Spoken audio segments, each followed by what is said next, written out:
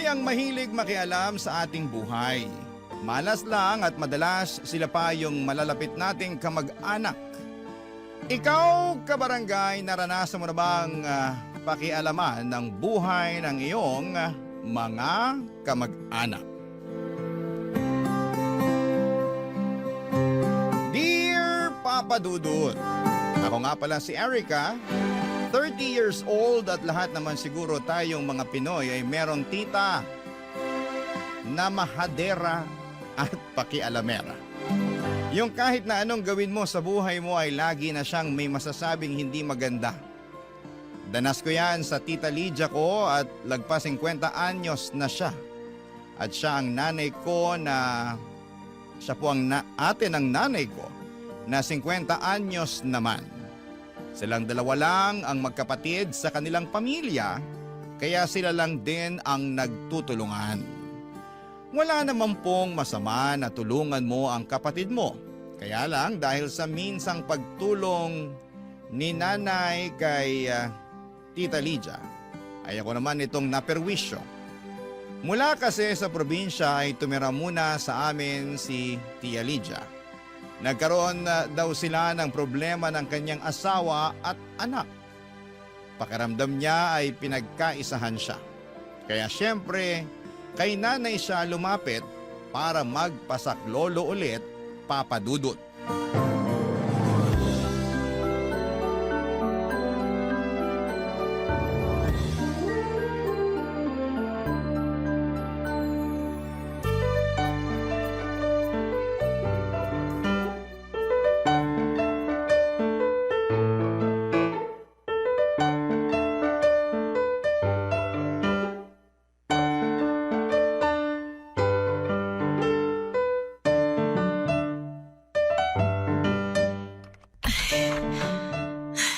Pasok ka, Ate Lydia. Parang nanibago ako sa bahay mo ah. Lumiit ba? Hindi naman. Dumami lang siguro yung gamit namin.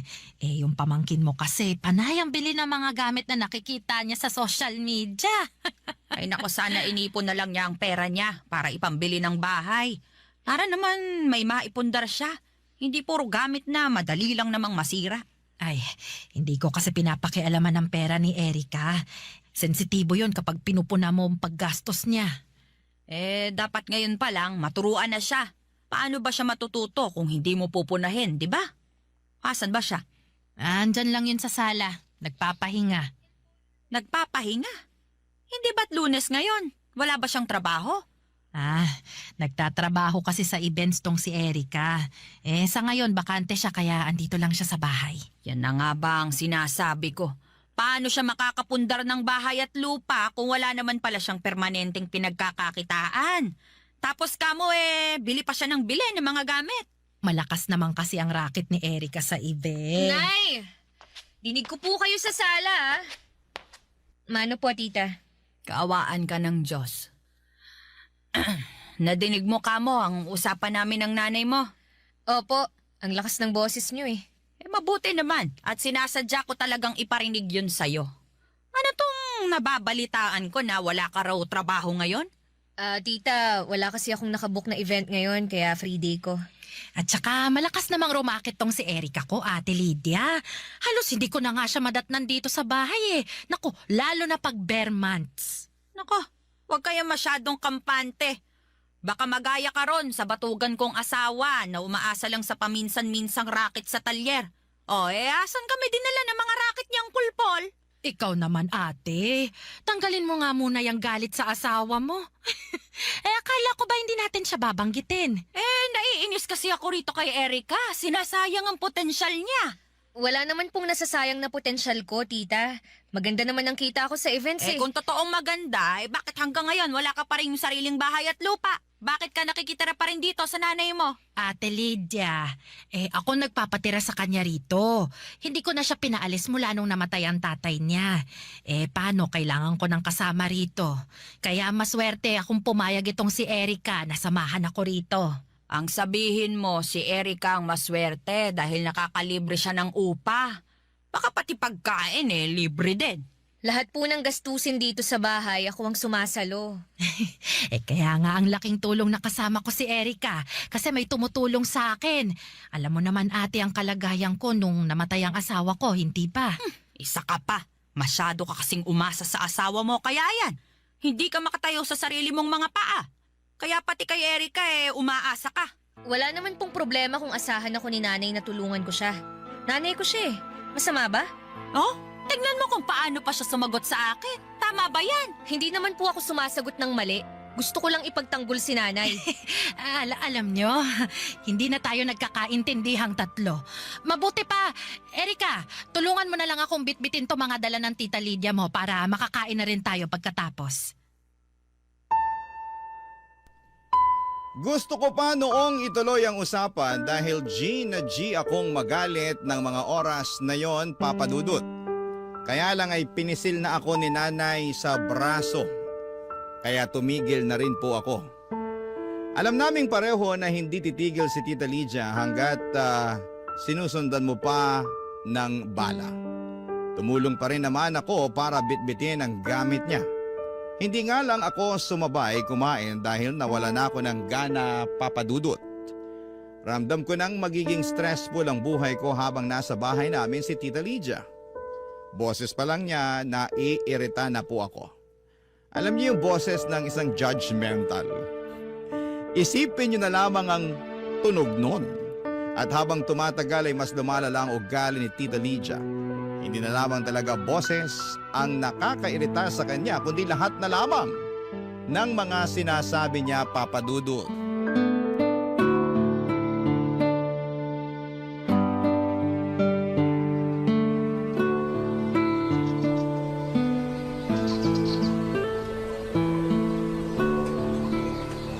Erica, asan ang nanay mo? Namalengke po. Namalengke? Bakit hindi mo sinamahan? Alam mong matanda na ang nanay mo. Ayaw po niyang magpasama. Sana pinilit mo. Kesa yung nakahilata ka lang dyan. Masakit pong likuran ko eh. Sa bagay, nakakasakit nga naman ng likod ang paghilata.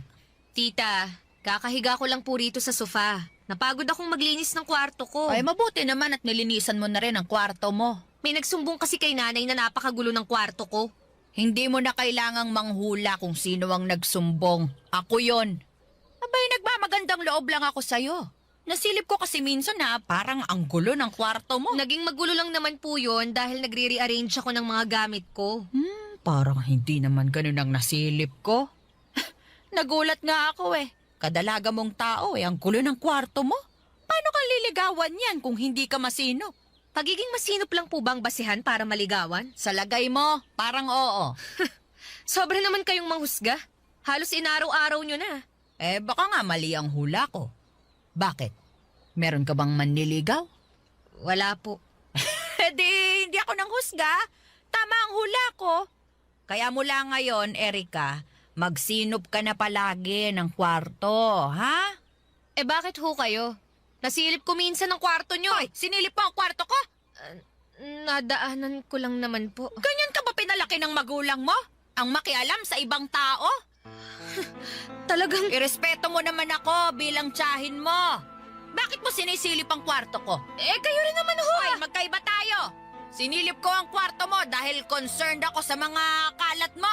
Ikaw, sinilip mo ang kwarto ko dahil gusto mong makiosyoso. Hello, tita. O di wala ka masabi ngayon. Ay nako, lagot ka sa nanay mo kapag nalaman niya tong ginawa mo. Parehas lang naman tayo ng ginawa. Pero magkaiba tayo ng dahilan. Mas tama ang dahilan ko kumpara sa'yo. Grabe naman kayo. Alam mo, Erica, napapansin ko lang, ha? Huwag kang masasaktan, pero parang hindi maganda ang ugali mo. Parang may mali sa pagpapalaki sa'yo ng magulang mo. Wow! Oh, tignan mo na kung paano mo tanggapin ang sinasabi ko. Alam nyo, hindi ko po alam kung bakit biglang ganito nakatindi ang usapan natin, ha? Sa kwarto ko lang naman nagsimula ang lahat, pero bakit pati ang pagpapalaki sa akin ni nanay at tatay pinapakialaman nyo pa? Dahil nag-aalala lang ako sa'yo. Kung meron lang akong third eye, baka nakita ko na ang sungay at buntot mo. Lumalaki kang demonyo. Marunong ka pa bang magsimba?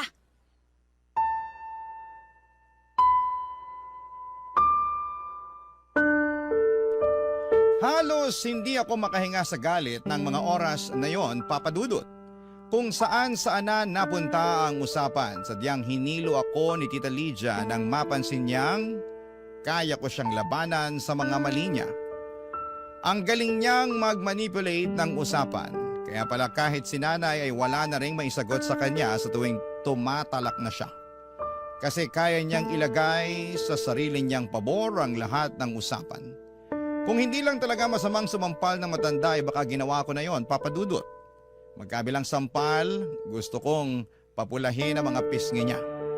Pero alam kong sa imahinasyon ko lamang pwedeng gawin ang mga bagay na yon. Dahil kahit gaano ako kagalit sa kanya ay tinuruan ako ng nanay at tatay ko na magpakumbaba. Matutong magpasensya at magpatawad.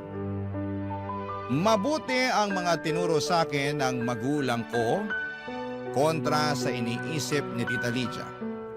Pero hindi ko na alam kung kaya ko pa bang panindigan, Papa Dudut, ang mga tinuro nila. Kapag lumagpas na sa linya si Tita Lydia, Papa Dudut. Barangay Love Stories. Barangay Love Stories. Noong bata pa lamang ako, si Tita Lydia nag-aalaga sa akin tuwing bakasyon. Umuwi kasi ako ng probinsya tuwing walang klase.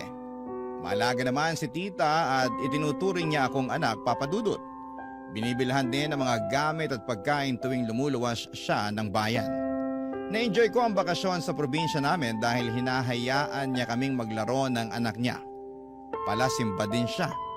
Palagi niya akong kasama tuwing linggo para tumulong sa simbahan pag may misa.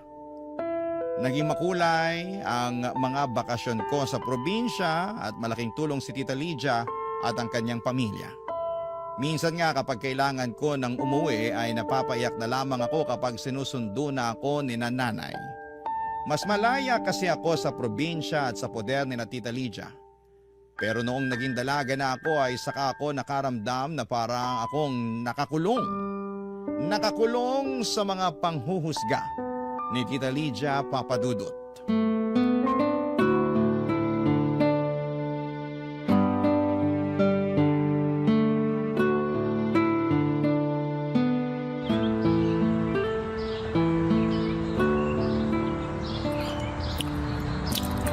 Sarap talaga nitong hopyang baboy, ano?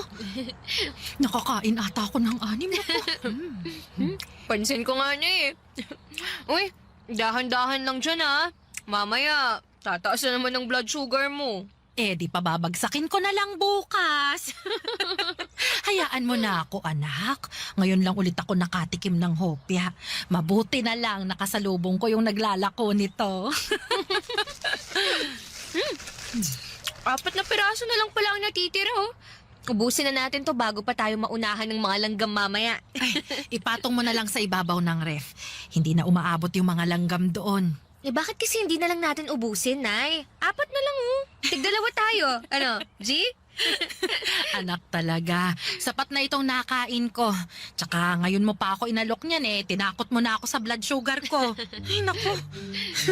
Itira na lang natin ito para kay Tita Lydia mo. Ay, okay. Anak, alam kong naiinis ka sa Tita Lydia Alam mo. niyo naman po pala eh. Eh pero bakit wala naman kayong ginagawa? Hinahayaan niyo akong ipahiya niya sa harapan niyo. Minsan pa pati sa harapan ng mga kapitbahay natin, pinagsasabihan niya ako ng hindi magaganda. Hayaan na lang natin. Mas malawak ang pangunawa mo. Ganun kita pinalaki, hindi ba? Hindi naman natin pwedeng gayahin kung ano man ang ginagawa niya sa atin. At saka anak, intindihin mo na, may pinagdaraanan rin kasi siya. Eh lahat naman ng tao may pinagdadaanan na eh. Pero hindi lahat gumagas pang ang ugali tulad ni tita. Ay basta, wag na nating patulan, ha? Sundin mo na lang ako anak, ha? Wag ka nang pumatol, maliwanag? Ay, may balita ako. Oh, ate, hopya oh, meron pang 4. Salamat. Ano ba ito? Ay, alam nyo ba? Ikakasal na yung bunsong anak ni Temyong, si Bernadette. Ay, yun ba yung yung nurse dun sa Canada? Oo. At jackpot dahil Canadian ang napangasawa. Ang gwapo! Napakaganda ng maiaambag nun sa lahi ni na Temyong. Hindi na puro sarat ang ilong. Tingnan mo nga naman samantalang napakamahiyain ni Bernadette noon. Hindi kikibo kahit ilang beses mo nang kausapin. At saka sa kanila magkakapatid, siya itong pangit. Uy, grabe naman yung tita. Maganda naman si Bernadette Ay, huwag ka nga ipokrita, Erika. Alam natin na hindi pinagpala ng kagandahan yung si Bernadette. Oo nga pero madiskarte naman siya. Na sana magaya nitong anak mong si Erika. Kulang sa diskarte sa trabaho, pati sa love life, bokya. Ay, nako, ako na naman pala ang topic. Hindi ba 30 ka na? Tinalo ka pa ni Bernadette 25 anyos lang yon. Pero tignan mo't nahanap na ang mapapangasawa niya. Ikaw naman kasi, Erika.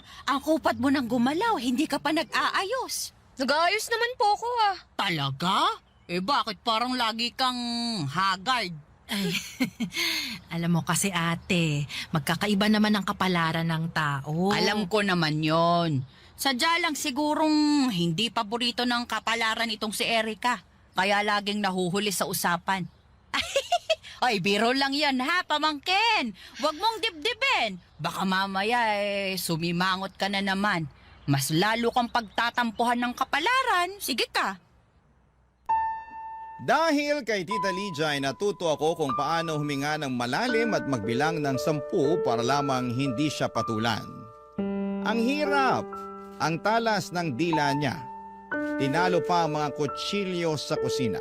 Panay ang sulyap ni nanay sa akin at alam niyang naiinis na ako. Pero pilit kong kinakalma ang sarili ko para lamang hindi naman maapektuhan si Nanay Papadudut. Agad na nga akong umalis at pumasok sa kwarto dahil ramdam kong may gusto pang sabihin si Tita Lydia. At ayoko nang marinig pa yon. Sa pagdaan pa ng mga araw ay napuno ng nega vibes ang bahay. Naapektuhan din ang trabaho ko sa events. Bumagsak kasi ang self-confidence ko. Alam kong mali na isisi yon kay Tita Lydia. Pero siya talaga ang dahilan kung bakit ako ganon. Pinagpahinga muna ako ng boss ko sa events. Hindi niya ako binigyan ng racket. Nalugmok ako. Kailangan ko pa naman ng pera dahil marami akong niloan para makabili ng mga gamit sa bahay. At dahil doon ay napilitan akong pumasok sa call center pansamantala para may pang-sustento pa rin sa pangangailangan papadudot.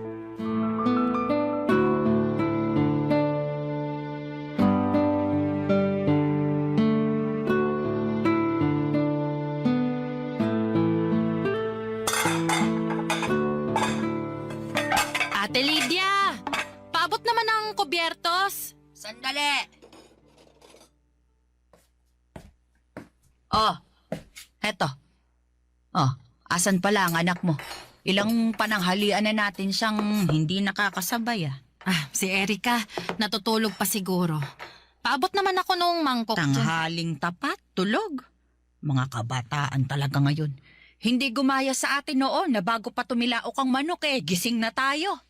Kaso ngayon, wala nang titilaok na manok kasi ginawa ko ng tinola. Ito, ate, anong parte ng manok ang gusto mo?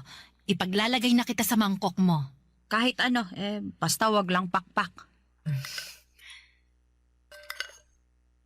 Heto na.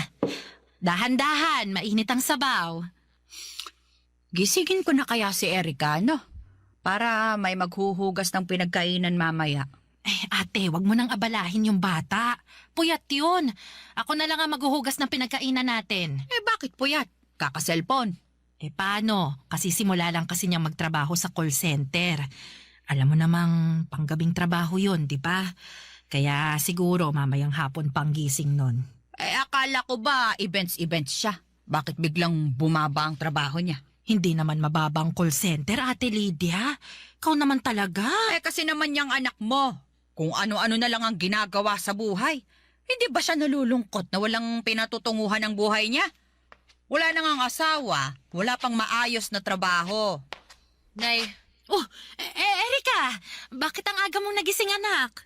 dinig ko po kasi sa kwarto yung boses si Tita Lydia. Sinadya ko talagang lakasan ng boses ko para magising ka na. Effective naman pala Halika na, sumabay ka ng kumain para makapag-usap tayong dalawa pagkatapos. Eh ano bang pag-uusapan? Tungkol sa mga desisyon mo sa buhay. Balita ko nagko-call center ka na raw ngayon. Bakit naman sa dinami-rami ng trabaho na pwede mong pasukin, yan pa ang napili mo? Ito lang kasi ang kaya ko eh. At saka ito lang ang meron ngayon. Pansamantala lang naman to eh. Pansamantala. Ganyan din ang sinasabi ng ibang kakilala ko na may mga anak sa call center. Sinasabi nila pansamantala lang daw. Pero lumipas na ang mga taon, hindi pa rin sila nakakaalis doon. Nagpahinga lang ho ako sa events. Sigurado nga alis din ako sa call center. Tignan natin. Eh bakit ba ganyan nyo na lang ako i-down? Anak, maupo ka na lang para makakain na tayo. Eto, nagluto ako ng paborito mong tinola. Hindi pang dadown ang ginagawa ko. Minumulat kita para alam mo kung saan ka nagkukulang sa buhay mo. Hindi nyo trabaho na pakialaman ng buhay ko. Eh ano ngayon kung may kulang sa akin? Dahil ba ron pwede nyo na akong bastusin? Sa ating dalawa, ikaw itong nang babastos sa akin. Ako nakakatanda rito pero hindi mo nire-respeto ang mga salita ko. Nay, naririnig nyo ba ang sinasabi ng kapatid nyo? Tama naman din si Ate Lydia, anak. Maiintindihan mo rin bahalang araw kung bakit niya to sinasabi sa'yo. Sige na anak, halika na. Kumain na tayo.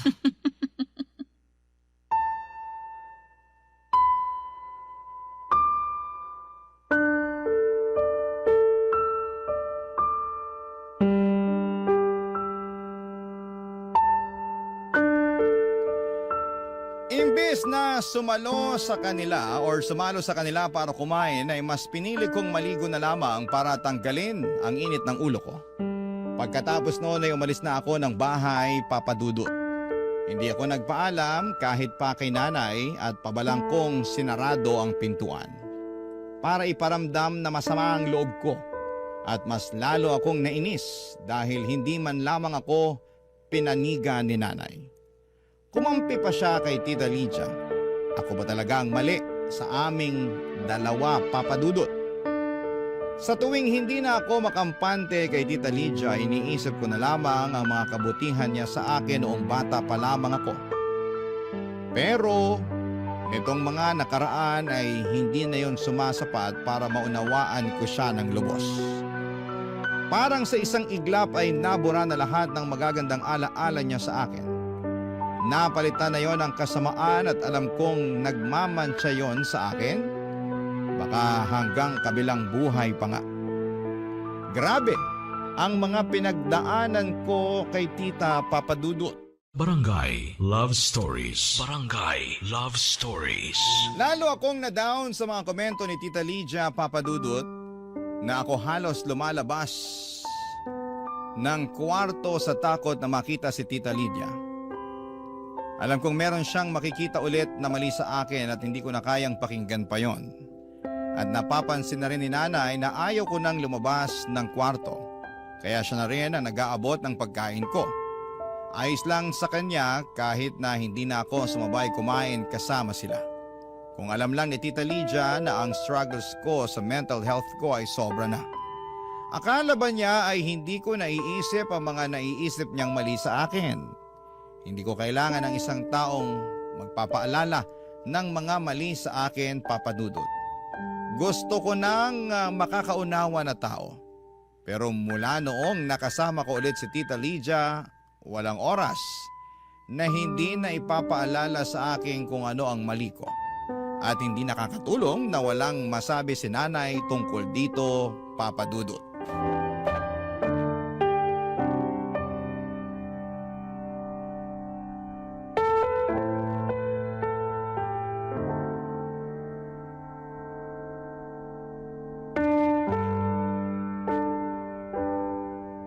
Namimiss ko nang makasama ang anak ko sa merienda. Kailan ka ba babalik sa dati? Kapag umalis na si Tita Lydia. Hindi mo na ba siya kayang unawain? Nay, labas na lang po ulit kayo kasi parang gusto ko mapag-isa na naman. Ay, sige na. Hindi na. Aawat na. Hindi niyo man lang ako makampihan kapag pinagsasalitaan na ako ni Tita. Gustuhin ko man. Pero alam mo namang hindi ko kayang awayin ang Tita Lydia mo. Kaya hinahayaan niyo na lang na ako ang awayin niya tungkol sa mga desisyon ko sa buhay. Nakwento ko na ba sa'yo kung paano siya itrato ng nanay namin noon? Hindi pa ho. Ganito kasi yan. Alam mo naman na ako yung paboritong anak ng lolo't lola mo, hindi ba? Opo, kasi kayo yung matalino, maganda, masunurin at mapagkumbaba. At dahil doon, napapansin nila lagi ang mali sa tita Lydia mo. Lagi siyang naikukumpara sa akin. Naaawa na nga ako nun sa kanya kasi masasakit na ang salita ng lola mo. Maski nga ibang tao dinadown din siya kapag nalalaman nila ang achievements ko. Kaya ba ginagawa niya rin sa akin kung ano man ang ginawa sa kanya noon ng ibang tao? Pero bakit sa akin? Hindi lang naman sa'yo, anak. Kahit sa mag-ama niya mismo. Nako, lalo na sa pinsan mo. Bakit sa tingin mo andito siya ngayon? Bakit hindi pa niya ma-realize na mali ang ginagawa niya? Kailangan bang ubusin niya ang bait at pasensya ng lahat ng tao sa paligid niya? Hindi ko rin pala naikwento sa'yo. Pero alam mo namang maaga akong nag-asawa, di ba? Nabuntis ako bago makapagtapos ng kolehiyo. Laking galit ng lola mo sa akin noon. Pagkatapos nun, bumaba ang tingin sa akin ng lolo't lola mo.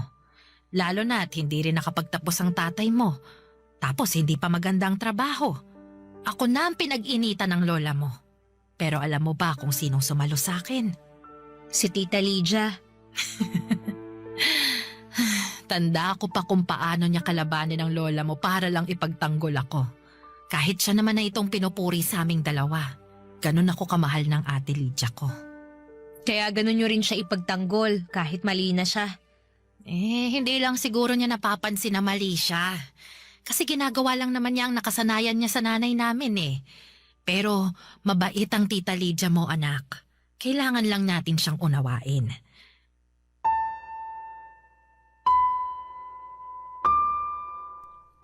Hanggang sa huli ay hindi pa rin magawang makuha ni nanay ang punto ko. Masyado siyang bulag sa pasasalamat sa minsang pagsagip sa kanya ni Tita Lydia noong kabataan nila. Ano pa bang inaasahan ko, hindi ba? Kaya naman nanahimik na lamang ako. Ibinagdasal ko na lamang na bigyan ako ng mahabang pasensya at gabi-gabi ay nag-aalay pa ako ng puting kandila para lamang mapabilis ang kahilingan ko. Hiniling ko sa lahat ng santo na sana'y umuwi na sa probinsya si Tita Lydia. Hiniling ko na sana'y hindi na siya bumalik pa. Pero mukhang hindi nakita ang puting kandila ko mula sa kalawakan. Baka marami pang humihiling sa Diyos. Kaya ang Tita Lydia kasama pa rin namin sa bahay. Mag-adjust ng mag-adjust. Yun na lamang ang ginawa naming mag-ina sa ugaling pangkanal ni Tita Lydia, Papa Dudut.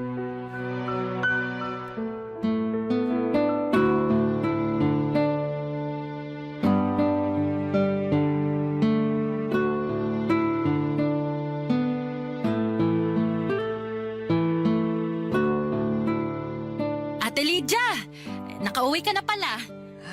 Napaaga nga Inaway ako ron sa kapilya. Nagsabi lang naman ako ng totoo sa mga itsura nila. Sila patong galit. Hindi lang nila magawang harapin ang katotohanan. Gusto mo bang sumabay kumain kay Erika? Ipaghahanda kita ng plato. Ay, hindi na. Parang naumay ako bigla habang pinapanood itong anak mo kung paano kumain. Erika, dahan-dahan lang sa pagkain ha. Ang pisngi mo mas manas pa kaysa sa mga buntes. Hindi pa naman bagay sa iyo ang mataba. Opo. Nay, kakainin ko na lang tong natira kong ulam mamayang gabi. Pakilagay na lang sa ref. Papasok na po ako sa kwarto. Mabuti pa nga, itulog mo na lang yung gutom mo para hindi mamihasa ang bibig mo sa kakasubo. Opo. Anak, sigurado ka ba? Sayang naman to. Mas masarap to habang mainit pa. Busog na rin po kasi ako, Nay. Bakit nga pala kain ka ng kain, Erika? Pansin ko mula nung dumating ako sige ka ng sige sa paglamon. Kung naniniwala ho kayo sa stress eating, baka ito na yun. Sa bagay, nakaka-stress naman din kasi talaga ang buhay mo. Isipin mo, wala ka na nga boyfriend, wala ka pang matinong trabaho. Tapos ngayon bumibilog pa ang puson mo. Wala na talagang pag-asa. Baka nga po. At saka dumadami ang tigidig mo sa mukha, ano? Merong malapit na derma clinic dito. Perfecto. Bakit hindi ka pumunta ron kapag day off mo? Salamat po sa paalala. At ito pa, ha? Pansin ko lang. Hindi ka ba talaga titigil, Ate Lydia? Ako ba yung sinisigawan mo? Bakit meron pa bang ibang Lydia dito, ha? At bakit mo ako sinisigawan? Anong mali ko? Mali mo na ipagduldulan sa mga taong nakikita mong mali sa kanila. Kala mo perpekto ka. Kung tutusin, ang dami mo rin namang kapintasan. Bakit ganyan ka na magsalita ngayon, ha? Kasi sumusobra ka na, ate. Eh bakit ano bang ginawa ko sa'yo? Sa akin wala, pero sa anak ko meron. Kung paano mo pagsalitaan ng hindi magaganda tong anak ko, kala mo kung sino ka? Ano tingin mo, hindi ako nasasaktan tuwing nilalait mo ng harap-harapan si Erika sa akin? Iba ang panlalait sa pagsasabi ng totoo. Kaya totoo o hindi, wala kang karapatang punain ang mali ng ibang tao. Hindi ka rin naman perpekto eh. Marami ka ring mali sa katawan mo. Oh, ayan oh, tingnan mo ang katawan mo. Mas mabilog ka pa sa prutas na hinahanda sa bagong taon. Oh, tapos yung ngipin mo, tingnan mo, mas madilaw pa sa mais na binebenta sa Baguio. Tsaka yung buhok mo. Ay, napakalagkit. Ano ba pinapahid mo dyan, ha? Mantika na pinagprituhan ng tuyo. Eh sino ngayon ang nanlalait sa ating dalawa? Pinaparamdam ko lang sa'yo kung anong ginagawa mo sa anak ko mula nung dumating ka rito. Anong pakiramdam, ha? Masakit ba? Dapat lang sa'yo yan kasi isa kang impacta! Impacta!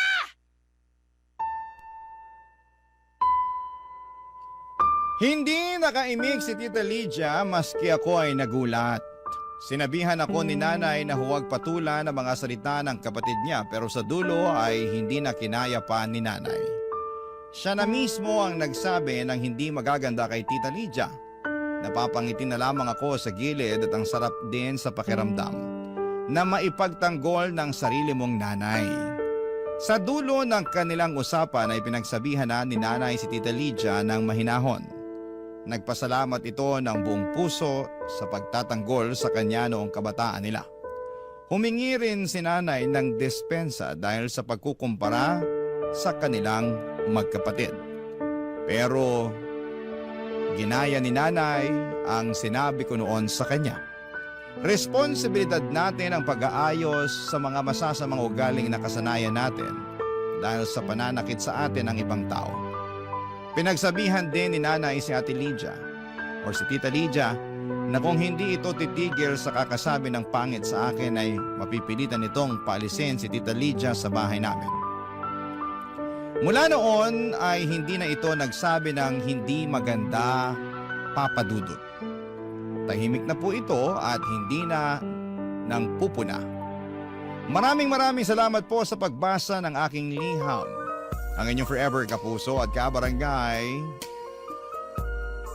Erika. Ano ang masasabi mo sa ating Barangay Love Stories today?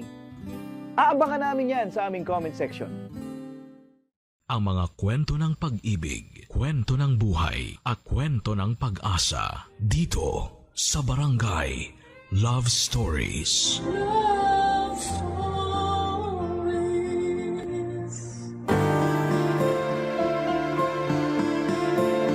Ang tunay na pag-ibig ay ang pagsasama ng nag-iibigan sa kanilang masasayang araw. Pero matatawag na wagas ang pag-ibig kung mas nagiging malapit sila sa mga araw ng kahirapan. Ikaw kabarangay, nahanap mo na ba ang makakasama mo sa hirap at sa ginhawa? Dear Papa Dudut, till death do us part. Ang laging bigkas ng mga kinakasal sa harap ng altar. Ganon din ang pangakong binibitawan namin sa isa't isa ng asawa ko noong kami kinasal. At kahit papaano ay masasabi kong napanindigan naman namin ang pangakong yon. Tawagin niyo na lamang po ako sa pangalang Apollo, 45 years old at isang insurance agent mula sa Makati. Sumulat ako sa inyo dahil gusto kong i-share ang love story namin ng asawa kong si May na hanggang kamatayan ay nagpatuloy pa rin ang pagmamahalan naming dalawa. Sa mall kami unang nagkita ni May, Papa Dudut. Dati akong sales boy doon na ang trabaho ay ang mamigay ng flyers sa mga tao tuwing may promo ang pinagtatrabahuhan kong store. Sa dami ng mga taong nakakasalamuha ko araw-araw ay hindi ko pa noon napapansin na ilang beses na palang dumaan sa harapan ko ang aking the one. Parang routine ko na kasi noon ang mamigay ng flyer sa mga taong saglit ko lamang nakikita ang mga mukha kaya mabilis ko lang din silang nakakalimutan. Hanggang sa isang mukha ang nanatili sa memorya ko. Si May na halos araw-araw ko noong inaabutan ng flyer nang hindi ko namamalayan. Una ko siyang napansin dahil sa suot nitong pink na headband. Kinabukasan ay nakita ko ulit ang headband na yon kaya inabangan ko ulit siya sa mga sumunod na araw. Hanggang sa napagtanto kong iisa lang ang babaeng nagmamay-ari ng pink na headband na yon. Noong muling dumaan sa store ang babae ay doon ko na siya unang kinausap, Papa Dudut.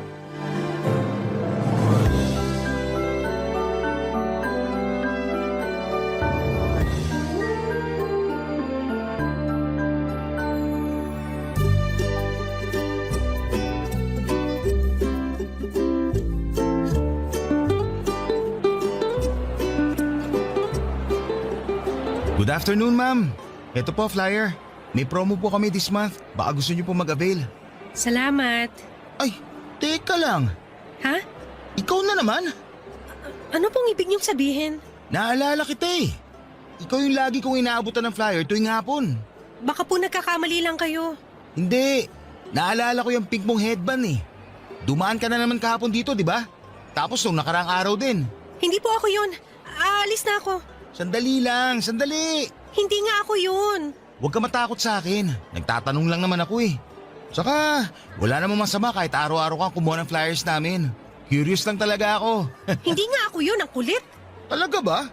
Kahit i-check natin yung CCTV ng store? Ha? May CCTV ba rito? Oo! Ayan oh, sa tapat ng store namin.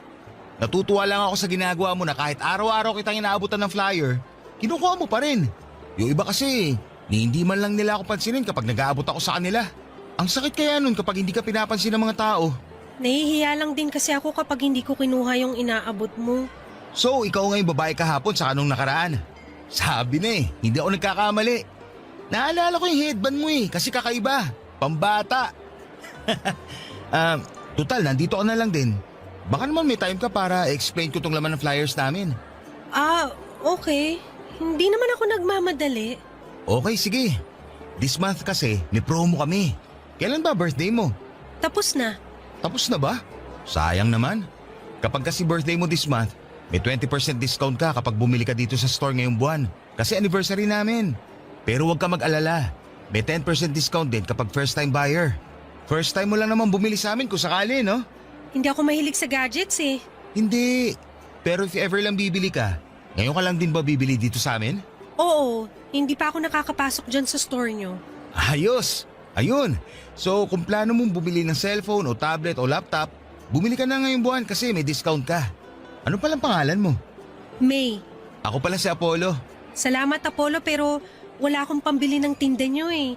Tsaka may cellphone na ako. Hindi ko kailangan ng bagong cellphone ngayon. Ganun ba? O sige, pero kapag nangailangan ka, dito ka sa amin pumunta ha. Tutulungan kita makakuha ng discount. Okay. Sige. May kailangan ka pa ba?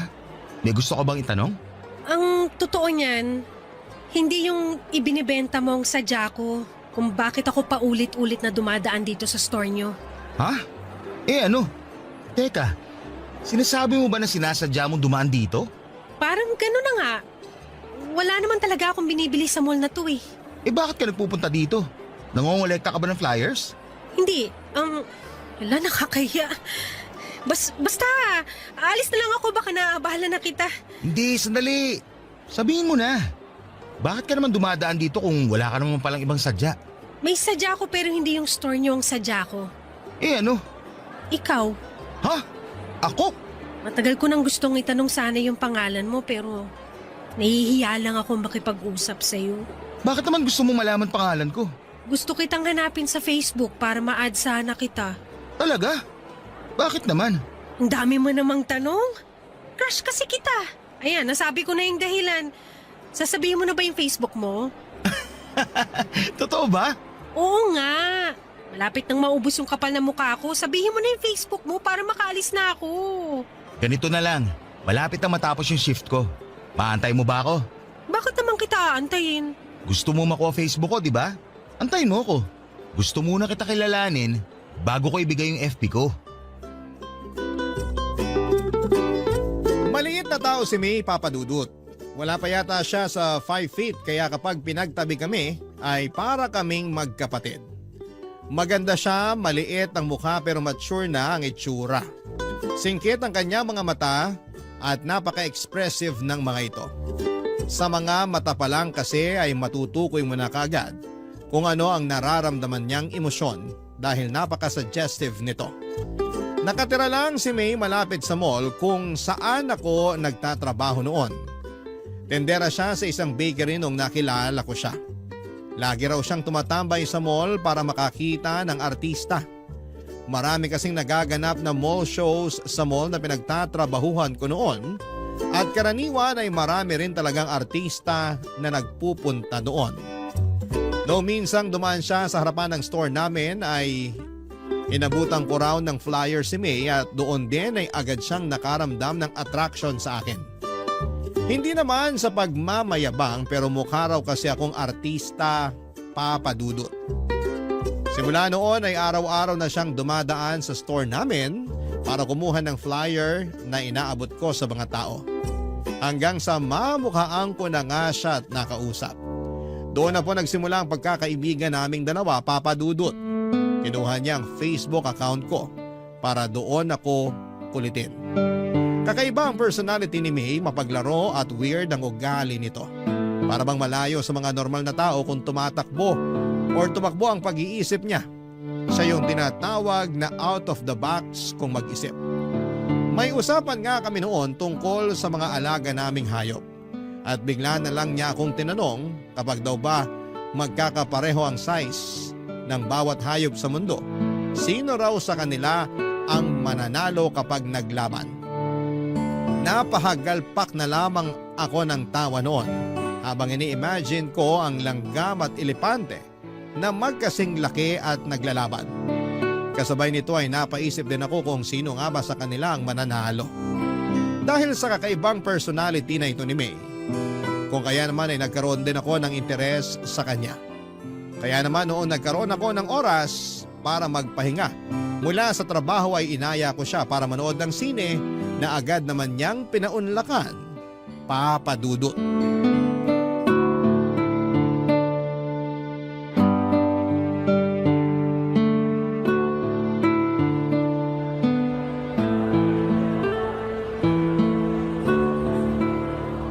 Ang lala ng twist ng pinanood natin ah. Sabi ko sa'yo yun ang killer.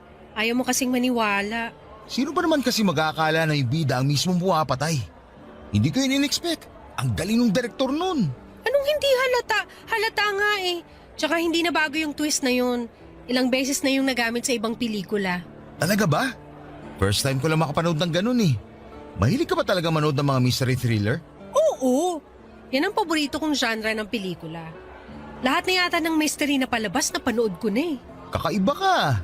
Halos lahat ng kakilala kong mga babae, puro love story ang gustong panoorin sa sine. Pero ikaw, mas gusto mo yung patayan. Masyado na kasing predictable yung mga love story na yan.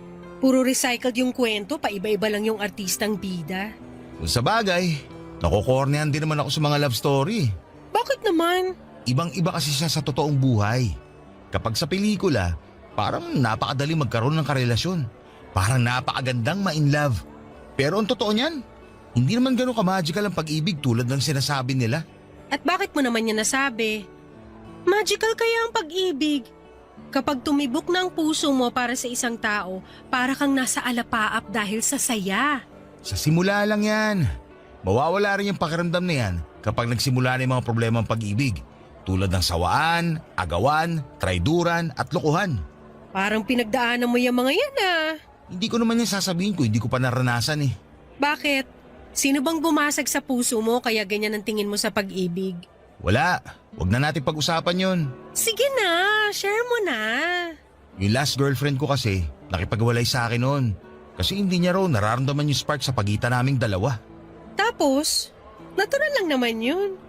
Kung hindi niya napanindigan yung pagmamahal niya sa'yo, ibig sabihin, hindi siyang para sa'yo. Parte yun ng paghahanap ng pag-ibig. Kaya nga ayoko sa mga love story na palabas dahil doon. Hindi nila ipinapakita ibang parte ng pag-ibig. Yung parte na masakit. Kasi ang mga pelikula for entertainment yan. Hindi yan ginawa para pagdusahin ng mga manonood. Masyado mo namang sineseryoso yung mga palabas sa sinihan. Babalik tayo sa ex mo. Anong nangyari pagkatapos nun? Ayun, wala pang 1 linggo. Nabalitaan ko na lang na sila na pala ng kaibigan ko. Magtutropa kasi kami tapos nung naghiwalay kami ng ex ko, sinalo siya ng kaibigan ko. Nalaman ko na lang na matagal na pala siyang inaantay ng tropa ko. Kaya nung nalaman niyang hiwalay na kami, pumila kagad siya. Ang saklap naman nun. Pero at least hindi kayo pinagsabay, di ba? Mas masakit yun. Kahit ano pang nangyari, ang ending, nasaktan pa rin ako. Ang puso, kailangang masaktan para maintindihan mo kung ano ba talaga ang ibig sabihin ng totoong pagmamahal. Ikaw ba? Nasubukan mo na ba masaktan? Sa pag-ibig? Hindi pa. Bakit? Siguro ikaw yung nananakit. Hindi ah. Hindi ko pa na-experience yung masaktan dahil hindi ko pa naman naranasang makipagrelasyon. Talaga? Hindi pa? Oo. Hindi ko pa naranasang magkaroon ng boyfriend. Wala ka pa naman palang nakarelasyon eh. Pero kapag magbigay ka ng payo, parang ang dami mo na experience ah. Mahilig kasi ako magbasa at saka manood kaya parang na-experience ko na rin kahit papano yung tinatawag nilang pag-ibig. Iba pa rin kapag totoong karanasan. Eh diligawan mo ko para masubukan ko na magkaroon ng boyfriend. Lo, ang prangka mo talaga kahit kailan. Hindi naman na kasi sikreto na may gusto ko sa'yo. Ikaw lang naman yung inaantay ko eh. Ay nako, tara na nga. Baka kung saan pa mapunta tong usapan na to. Kain muna tayo bago umuwi. Okay, sige.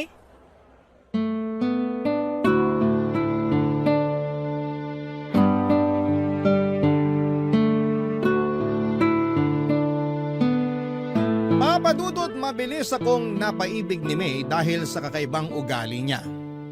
Napakasaya niyang kasama. Tuwing nasa tabi ko siya ay para bang nagliliwanag ang buong mundo ko. Wala akong ibang ginawa kundi ang tumawa at matuto kapag nakakasama ko siya. Niligawan ko siya at ang panliligaw na yon ay umabot ng 3 buwan dahil kakaiba rin ang paraan nito ng pagtanggap ng manliligaw.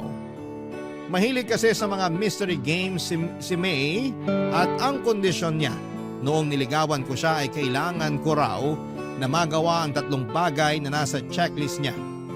Hindi niya sinabi kung ano-ano ang mga yon kaya natagalan bago ko siya napasagot. Sa ilang buwang pagsasama namin ni May, ang isang bagay lang ang sigurado ako sa kanya at yon ay ang kakaiba siyang mag-isip. Kaya ang ginawa ko ay gumawa ako ng mga bagay na hindi pangkaraniwan hanggang sa nakuha ko rin ang mga nasa checklist niya. Una na rito ang mag-date sa sementeryo. Naisip kong gawin yon dahil nasaktong birthday ng namayapa niyang nanay. Sinamahan ko siyang dumalaw sa sementeryo at doon din ay nagdala kami ng pagkain at nag-date.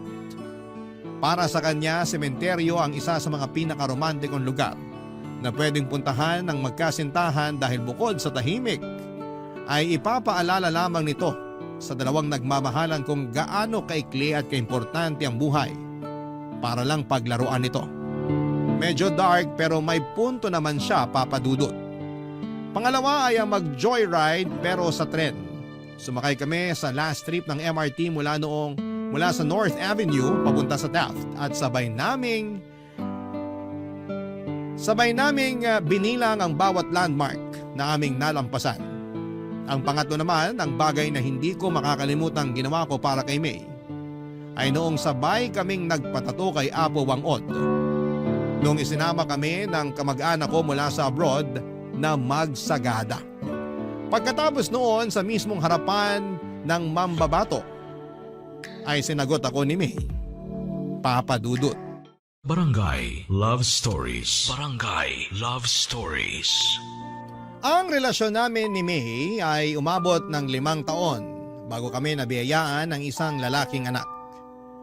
Noong nag-celebrate ng 1 taon ang anak namin ay nagdesisyon kami ni May na magpakasal. Sabay naming binuo ang isang pamilyang masaya at puno ng mga hindi malilimutang karanasan. Matapos nga ang 3 taon ay nasundan pa ang panganay namin ng isa namang babae. Maayos ang naging buhay namin ni May sa mga sumunod na taon. Nakahanap ako ng bagong trabaho bilang isang insurance agent samantalang nanatiling housewife. Ang asawa ko para maalagaan ang 2 naming anak, Papa Dudut. Napakasimple lang ng buhay namin noon. Hindi man kami nabiyayaan ng yaman ay labis-labis naman ang sayang pumapalibot sa pamilya namin. Ito'y dahil hindi hinayaan ni May na maging boring ang pamilya namin. Lagi siyang may handang pasabog sa bawat araw ng buhay namin na siyang nagiging core memory ng bawat isa sa amin. Lalo na ang mga anak namin. Hindi siya nawawala ng pakulo mula sa paggawa ng gawaing bahay, pag-iipon ng pera at kung ano-ano pa. Lagi siyang gumagawa ng laro na naging bonding time na rin namin. Isa sa mga hindi ko malilimutan tuwing nanonood kami ng TV ay paunahan pa kami sa paghula kung anong brand ng patalastas ang nasa screen namin. Pero ang masasayang araw na yon ay nabigyan ng tuldok nung bigla na lamang nakaramdam ng kakaiba si May sa kanyang katawan. Laging sumasakit ang binti nito noon. Nang ipacheck namin sa doktor, ang nararamdaman niya ay napagalamang mayroong bukol sa hita niya na kasing laki ng ponkan. Sumailalim siya sa iba't ibang klase ng test tulad ng MRI, ultrasound at biopsy. Umabot ng halos 1 buwan bago nakumpirma ng asawa ko ay mayroong sarcoma.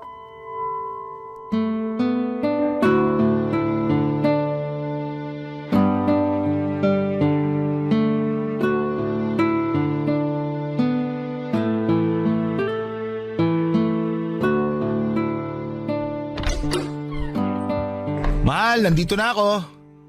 Maaga ka umuwi ngayon ah. Oo, wala akong masyadong nakasabay mag-commute. Ewan ko ba? Sana ganun lagi para maaga ako nakakauwi. Nasaan pala yung mga bata? Tulog sila pareho. Halika rito, tabihan mo ako, may ipapagawa ako sa'yo. Ano yun? Ito, ginawan kita ng word search puzzle. Word search? Oo, bilugan mo yung mga salitang mahahanap mo rito. Para saan naman to? Basta, may 5 salita akong nilagay dyan. Okay, wala bang clue? Ano mga salita yung hanapin ko? Mga medical term. Medical term? Okay. Ayun, malignant, tama ba? Tama, 4 pa. Ano pa ba? Hindi ako maalam sa mga medical na to eh. Ito, tama ba to?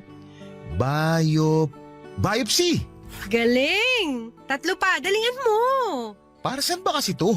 Basta, kapag nahanap mo na lahat yung words, may ibabalita ako sa'yo. O sige. Ayun! Therapy. Ayun pa! Tumor! Isa na lang.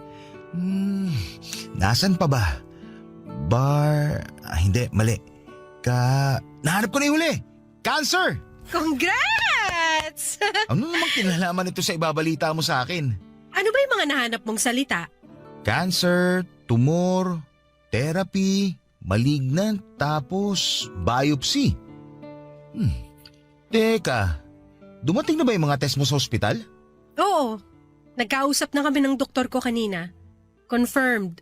Ang alin? Yung mga binilugan mong salita, yan yung sakit ko. Cancer. Ano? Pinaglaro mo ako para lang sabihin may cancer ka? Pinaglolo ko mo ba ako, May? Ang boring naman kasi kapag sinabi ko lang sa'yo ng diretsahan. Mas maganda yung may thrill para surprise. Sa tingin mo, nakakatuwa itong ginagawa mo? Buhay ito pinag-uusapan natin. Magseryoso ka naman kahit ngayon lang. Hindi lahat pwedeng gawing laro. May cancer na nga ako, pinapagalitan mo pa ako. Sorry. Ikaw kasi. Anong sabi ng doktor? Anong klaseng cancer? Anong stage? Sarcoma. Ano yun? Anong klaseng cancer yun? Hindi ko maalala yung sinabi ng doktor. Parang cancer sa buto at sa tissue. Parang ganun. Buong katawan. Kailangan ko raw ng treatment para maagapan yung pagkalat ng cancer. Kailan ka magsisimula? Wala pang date. Sinabi ko kay Doc na kakausapin muna kita tungkol dito. Magpa-treatment ka na. Huwag na natin patagalin to. Pero kakayanin ba natin yung gastos? Huwag mo nang problemahin yan. Ako nang bahala sa gastos. Magagawan ko yan ng paraan. Hindi ba mas makakabuting mamatay na lang kaysa idamay ko pa kayo sa problemang to? Anong pinagsasabi mo? Ang pera, nahahanap yan. Ang buhay, hindi na yan napapalitan.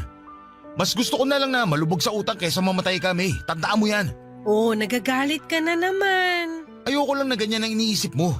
Walang mabuting maidudulot ang pagkamatay mo. Kaya labanan mo yung sakit mo. Para sa mga anak natin at para sa akin. Sige, oo, lalaban ako. Magpapagamot ako. Alam na ba to ng mama mo?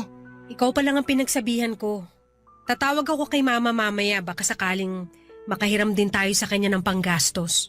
Kakausapin ko rin yung mga kapatid ko tungkol dyan. Basta ang mahalaga ngayon, magsimula ka na sa treatment mo. Papa Dudut, lumaban si May at ginawa ko ang lahat para matustusan ang mga gastusin para sa treatment niya. Nag-apply ako sa mga loans at naghanap ng sideline para mabayaran ang mga hospital bills ni May. Hindi rin naman po kami pinabayaan ng mga kamag-anak at kaibigan namin. Nagpaabot din ng tulong ang pamilya ni May, ganoon din ang mga kapatid ko. Minsan kapag nasa ospital kami, ay ang mga in-laws ko ang nagbabantay sa mga bata. May oras nga noon na ilang linggong nawalay sa amin ng mga anak namin dahil kinailangan namin magstay sa ospital noon. Sa awa ng Diyos, ay nalabanan naman ni May ang kanyang sakit matapos siyang magpa-opera. Tumalab ang treatment nito at sumailalim sa remission o pagkawala ng mga sintomas ng kanyang sakit ang asawa ko. Sobra-sobra ang pasasalamat ko noon sa Diyos. Dahil dininig nito ang mga panalangin ko na habaan pa ang buhay ni May. Masyado pa kasing bata ang mga anak namin para mawala ng ina. Kaya nakahinga ko nang sabihin ng mga doktor na maayos na ang lagay ng asawa ko na wala ng sintomas ng kanser sa katawan niya. Unti-unti ay bumalik sa dati niyang sigla si May, sabay naming binawi ang mga oras at panahong nasayang dahil sa sakit nito, kasama ang mga anak namin. Muli naming binalik ang dating sigla ng aming pamilya at sa loob ng 3 taon ay namuhay kami ng tahimik at masaya. Subalit muling sinubok ang tatag at pananampalataya ng aming pamilya nung muling nagparamdam ang sakit ni May.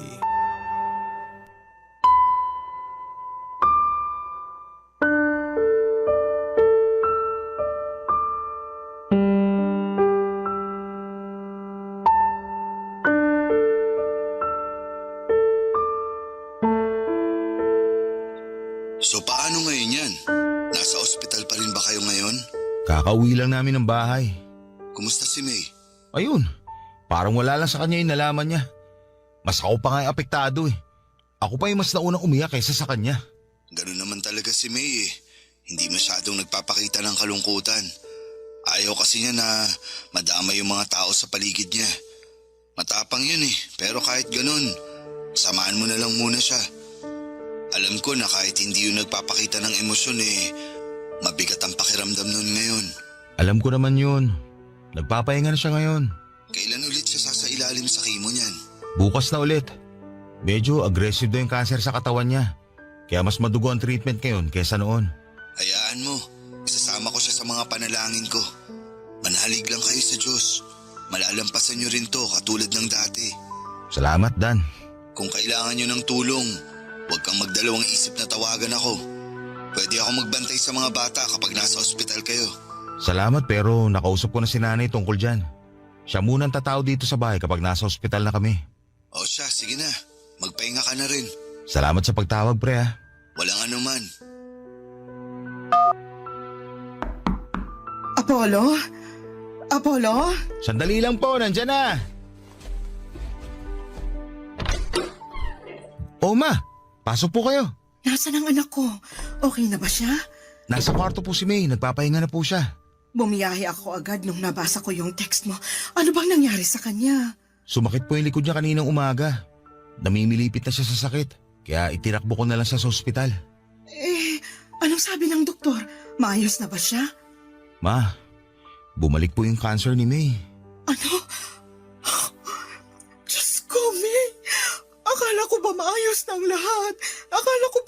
siyang cancer. Yun nga rin po ang alam namin eh. Pero sabi ng doktor, may pagkakataon talaga na bumabalik yung tumor sa mismong pinanggalingan nito. Mahabaging Diyos, ano nang nangyayari dito sa anak ko? Ma, sa inyo ko lang po muna sasabihin to. Hindi pa po to alam ni May. Pero bago kami umuwi, nakapag-usap kami ng doktor niya. Anong sinabi niya sa'yo? Masyado daw aggressive yung cancer cell sa katawan ni May. Binigyan na po siya ng doktor ng taning. Anong sabi mo? 2 weeks hanggang 2 months na lang daw po yung tatagal ng katawan niya. Hindi ito maaari. Baka naman nagkakamali lang yung doktor. 2 weeks? Magkausap lang kami kahapon ni May sa video call. Ang lakas-lakas pa ng anak ko.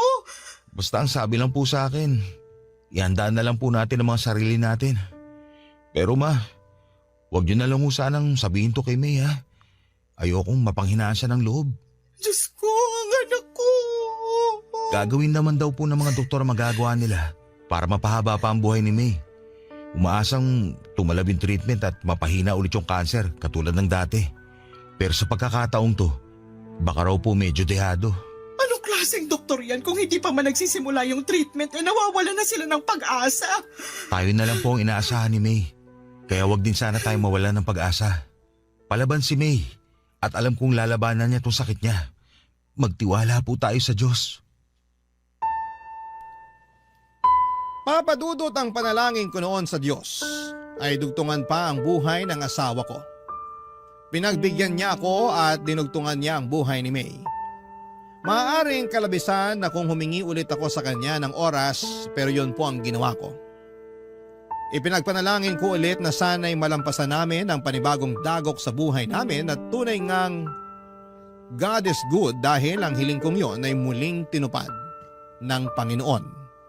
Nalampasan po ni May ang taning na ibinigay sa kanyang buhay. Ganon pa man ay tuluyan ng humina ang katawan nito. Nakaratay na lamang siya noon sa kama, hirap kumilos, hirap kumain, hirap huminga. Ang tanging nagagawa na lamang niya noon ay ang umiyak ng umiyak dahil sa sakit na nararamdaman niya mula sa iba't ibang parte ng kanyang katawan. Hindi ko po iniwan si May sa kanyang laban. Lagi akong nasa tabi niya sa tuwing nahihirapan siya. Mula umaga hanggang sa pagtulog namin ay hawak-hawak ko ang mga kamay niya para maiparamdam ko sa kanyang hindi siya nag-iisa. Hanggang sa nag-decide si May na itigil na ang treatment niya. Hindi na raw kaya ng katawan niya ang bagsik na dulot ng mga treatment na ginagawa sa kanya. Pakiramdam niya ay mas lalo lang daw siyang nanghihina. Hindi ako pumayag noong una pero dahil sa pakiusap nito ay wala na akong nagawa kundi ang ibigay ang kahilingan niya. Umabot pa nga ng 4 na buwan si May bago tuluyang bumigay ang katawan niya. Papadudot na gulat ako sa naging reaksyon ng puso ko noong nag-flatline si May. Nakahinga ko. Sa halip na balutin ako ng kalungkutan ay nakaramdam ako ng kaginhawahan. Sa wakas ay tapos na ang paghihirap ng asawa ko. Hindi na niya kailangang mamilipit sa sakit. Hindi na niya kailangang umiyak. Hindi na niya kailangang maghabol ng kanyang hininga. Payapa na siya. Wala nang paghihirap. Wala nang pagdurusa. Barangay Love Stories. Barangay Love Stories. Papadudot ang isa sa mga pinakamahirap na parte ng pagluluksa ay ang pagharap sa katotohanan. Sa mga huling buwan ni May ay inihanda ko na ang sarili ko sa pagkawala ng asawa ko. Ang akala ko noon ay makakaya ko nang tanggapin ang katotohanan pero noong nangyari na nga ay hindi pa rin pala ganong kadali ang lahat. Sa buong burol ni May ay wala akong ibang naramdamang emosyon kundi ang pagkamanhid. Marahil noong mga panahong yon ay hindi pa napoproseso ng utak ko ang mga nangyayari. Para akong robot na sinunod ang lahat ng kahilingan ng asawa ko. Isang listahan kasi ang ginawa niya na kailangan kong sundin kapag namatay siya. Siya ang namili ng kulay ng makeup na isusuot sa kanya. Pati damit at kulay ng kabaong ay pinagplanuhan din niya. Gusto niyang paglamayan namin siya ng 1 linggo bago siya i-cremate. At kapag abo na lamang siya ay ako raw mismo dapat ang magpapakalat ng mga abo niya sa lugar kung saan niya ako sinagot. Walang iba kundi sa Sagada. Ginawa ko ang lahat ng iyon, Papa Dudut, maliban sa hunintong kahilingan na ikalat ang abo niya. Hindi ko pa kasi siya kayang bitawan. Kaya naman pinagsantabi ko muna ang kanyang kahilingang yon. Matapos i-cremate si May ay sakalang nag-sink in sa akin na wala na talaga ang asawa ko. Hindi na niya maisusuot ang paborito niyang damit. Hindi na niya magagamit ang mga make-up na nakakalat pa rin sa kanyang vanity mirror. Hindi na niya matatapos ang librong binabasa niya na nooy 3 chapters na lamang ang natitira. Wala na ang asawa ko. Isa yung katotohanan na nahirapan akong tanggapin. Gabi-gabi akong umiiyak sa CR, Papa Dudut, habang pilit na tinatago ang nararamdaman kong kalungkutan mula sa mga anak ko. Para bang naging routine ko na ang tumambay sa CR habang binabalikan ang mga masasayang ala-ala namin ni May. Isang gabi habang nakatambay ako sa CR at inaalala ang mga old pictures namin ng asawa ko ay bigla akong tinawagan ng kaibigan kong si Dan, Papa Dudut.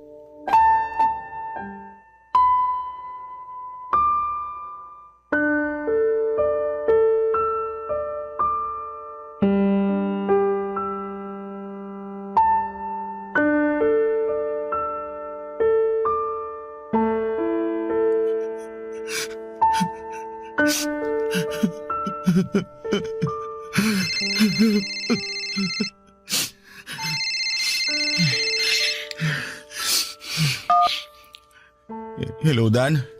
Napatawag ka. Hello, pre. Gising ka pa ba? Hindi ba kita naabala? Hindi naman. Gising pa ako. May inaayos lang ako. Bakit? May problema ba? Wala naman. Kukumustahin lang sana kita. Maayos naman ako ngayon. Talaga? Alam ko na nasa sitwasyon ka ngayon kung saan hindi mo na pwedeng i-deny yung nangyari. Ngayong tapos na ang lahat, ngayon mo lang mararamdaman yung sakit ng pagkawala ng asawa mo. Alam ko yun kasi naranasan ko na rin yan nung namatay yung asawa ko. Kaya naiintindihan ko kung hindi ka man okay ngayon. Ang hirap lang talagang tanggapin, pre. Ito mga nakaraang araw, akala ko kaya ko eh. Yun pala, nakakaya ko lang yung bawat araw kasi maraming tao nakapaligid sa akin. Nandiyan na kayo ng kaibigan at pamilya ko. Pero ngayon mag-isa na lang ako. Ngayon lang tumama yung sakit. Ngayon ko lang naramdaman yung kalungkutan. Ang hirap. Sobrang hirap. Yan din ang sinabi sa akin ni May noon. Sinabi ni May? Anong ibig mo sabihin? Ang totoo niyan, pre, tumawag ako sa iyo ng ganitong oras dahil kay May. Hindi kita maintindihan, pare. Bago namatay si May, nagkaroon kami ng pagkakataong mag-usap. Isang bilin ang ibinigay niya sa akin. Sinabihan niya ako na samahan kita sa pagluluksa. Na kapag nakremate na siya't lahat, kapag wala na yung mga taong nakikiramay, kapag bumalik na ang lahat sa normal, tawagan daw kita para kumustahin ka. Sinabi niya yun sa'yo? Oo, pare. Alam kasi niya na yung mga unang gabi na wala na siya sa tabi mo, yun ang mga pinakamalungkot na gabing mararanasan mo. Tumawag ako sa iyo ngayon dahil sa bilin ng asawa mo at bilang kaibigan na rin. Kaya kung ano man ang gusto mong ilabas, kung ano man ang gusto mong sabihin, narito ako't makikinig. Maraming salamat, pare. Hindi ko alam kung paano ako magsisimula eh. Paano ko sisimula ng bawat araw ko kung wala na yung tao nagsisilbing araw ko? Wala na yung tao nagbibigay buhay sa pamilya ko. Paano ko pupunan yung kawalan ni May sa pamilya namin? Huwag kang magsimula. Hayaan mong kusang mangyari ang mangyayari. Karapatan mong magluksa dahil mahal mo yung nawala. Lahat naman tayo may kanya-kanyang paraan ng pagluluksa eh. Kaya kung ano yung mas makakapagbawas sa bigat na nararamdaman mo ngayon, yun ang gawin mo. Nandito naman kami na willing tumulong eh. Nandiyan ang mga magulang at kapatid mo, pati na rin ang biyanan mo. Hindi ka nag-iisa, Apollo. Maraming salamat sa pagtawag mo. Kahit papaano, nabawasan tong bigat na nararamdaman ko ngayon. May nasabi pa ba sa'yo si May? Sinabihan niya ako na ako na raw bahala sa'yo at gabayan ko raw yung mga anak niyo. Siguraduhin ko raw na tulungan kitang matanggap ang nangyari. Hindi ko alam kung bakit ako yung napili ni May. Kung bakit ako yung pinagkatiwalaan niya, pero siguro dahil byudo na ako kaya naisip niya na isa ako sa makakatulong sa'yo. Pinagkatiwalaan ka niya kasi mabuti kang kaibigan. Isa ka sa mga taong malaki naging parte sa buhay namin. Ganon din naman kayo ni May sa akin eh. Kayong dalawa yung naging kasangga ko nung nawala ang asawa ko. Kaya nararapat lang na ibalik ko sa inyo yung pabor. Basta, tandaan mo lang. Isang tawag lang ako kapag may problema ka. Maraming salamat ulit, pare. Walang anuman.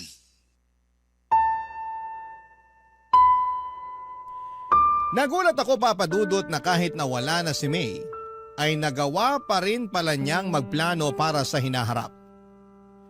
Hindi ko lubos maisip na kahit nasa kalagitnaan na ng paghihirap si May, ako pa rin ang iniisip niya. Mas lalo tuloy akong nalungkot at nangihinayang sa sanay magandang buhay ng asawa ko. Napakabata pa niya para pumanaw. Marami pa siyang pwedeng mapasaya sa buhay kaya sobra akong nasayangan sa sanay buhay na pwede pa nitong maranasan. Papadudot, hindi lang si Dan ang binili ni May na tumawag sa akin. Sa ika-40 days ng pagkamatay ni May ay nagkaroon ng memorial service sa bahay. Doon ay nilapitan ako ng kapatid ko at isang sulat ang ibinigay niya sa akin, Papadudot. Anito ay sulat yon ni May para sa akin. Pero ang kapatid ko ang nagsulat nito dahil hindi na kaya noon ni May ang bumangon. Basahin ko raw ito kapag wala ng tao sa bahay. Kapag mag-isa na lamang ako at nakakaramdam ng kalungkutan. Sa sulat ay kinumusta ako ni May. May mga ilang bilin din siya sa sulat, Papadudot, kung ano ang dapat kong gawin sa mga naiwan niyang gamit. Gusto niyang itapon ko na ang mga personal niyang gamit. Ang mga damit naman na pwede pang isuot ay idonate ko raw sa mga nangangailangan. Huwag daw ako mag-iwan ng bagay na magpapalungkot lamang sa akin. Kinabukasan ay yun po ang ginawa ko. Nilinis ko ang kwarto namin at kahit mabigat sa pakiramdam ay tuluyan ko nang inalis sa bahay ang mga gamit ng namayapa kong asawa. Sa mga sumunod na buwan ay nagkaroon ako ng excitement sa kung sino pa ang mga taong binilina ni May. Araw-araw ko nag-aabang sa mga tawag ng mga kamag-anak at kaibigan namin dahil baka may dala-dala silang mensahe mula sa asawa ko, Papadudot. Ang pangatlo at huling mensahe na nakuha ko mula kay May ay noong binisita ko ng biyanang ko sa bahay sa mismong unang death anniversary ni May, Papadudot.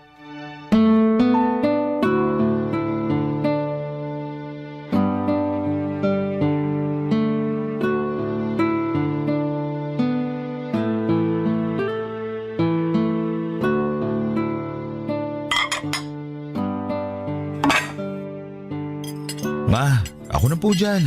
Hindi na, ako na magliligpit dito. Dalhin mo na lang to sa kapitbahay nyo. Pansit yan tsaka puto. Sayang din kapag hindi naubos, wala namang iba ng kakain. Maliban na lang kung may darating ka pang bisita. Wala na pong darating. O siya, itong itinabi kong ulam, ulamin nyo na lang bukas. Sige po. Nakakapagod tong araw na to. Alam mo ba, simula alas 4 nagluluto na ako. Sabi ko naman po kasi sa inyo, Ma.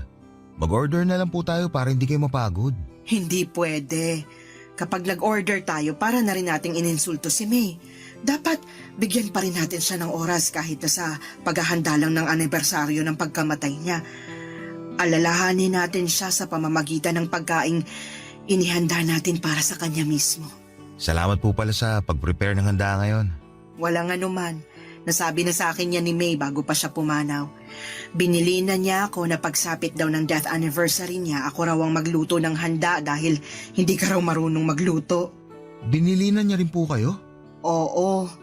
Nung hinatid mo yung anak mo sa eskwela noon, Ako yung naiwan na nagbantay kay May.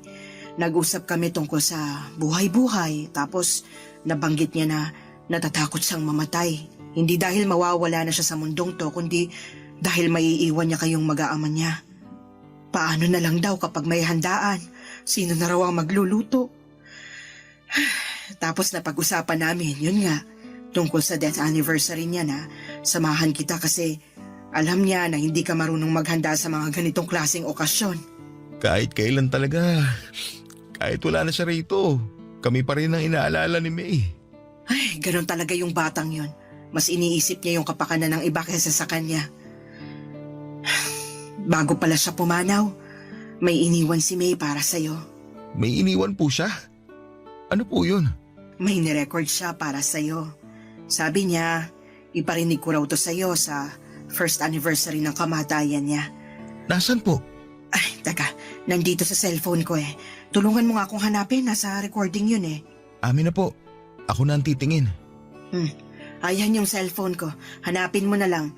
556655 ang passcode. Sige po. 556655. Tapos sa recording po, no? Oo, May ang nakalagay na pangalan. Ayun po. Nakita ko na. Play ko na po.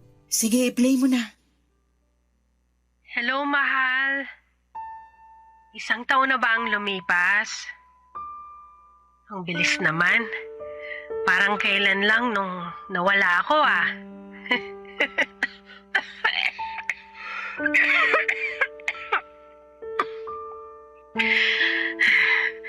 Joke lang yun ah.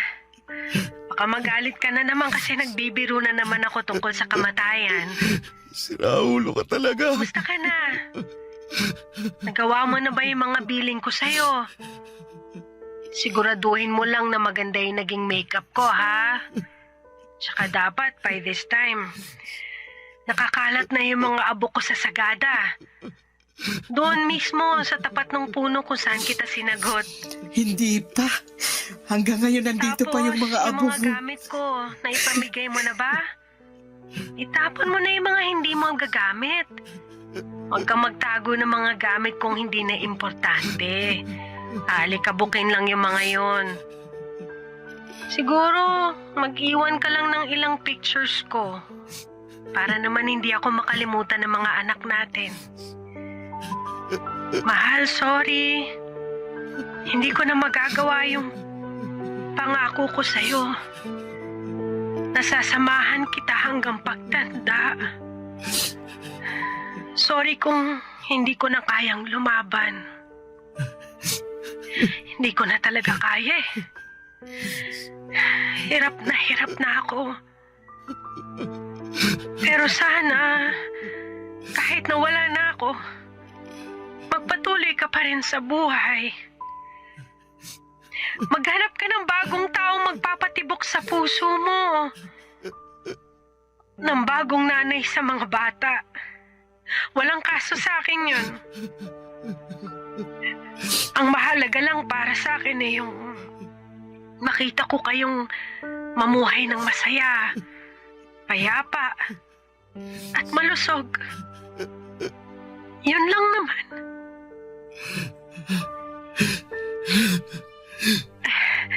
Ito na yung huling habiling ko sa'yo. Ikaw nang bahala sa mga bata, ha? Paalam, mahal ko. Paalam, mahal.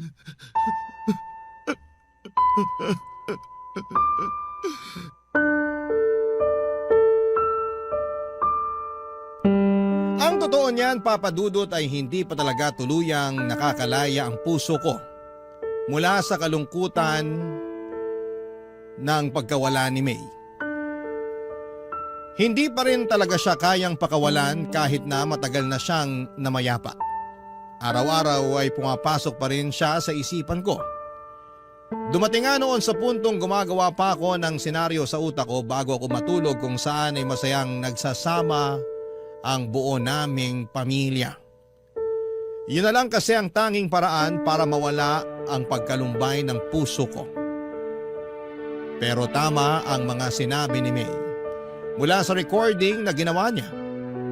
1 taon na ang lumipas at kailangan ko na siyang pakawalan.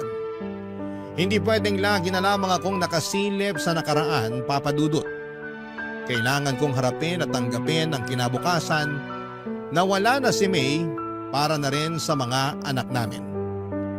Unti-unti ay sinanay ko ang sarili ko na wala ng May sa tabi ko. Ginawa ko ang lahat bilang single parent para mabigyan ng magandang kinabukasan ang mga anak ko. Nung nakahinga na ang puso ko ay dinala ko ang mga bata sa Sagada at doon ay ikinalat namin ang mga abo ni May.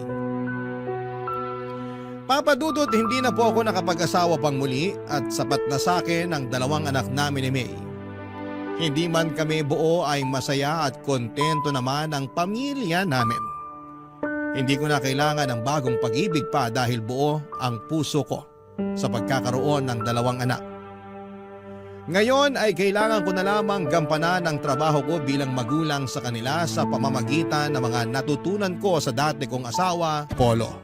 Barangay Love Stories. Barangay Love Stories. Anong say mo sa Barangay Love Stories na ito?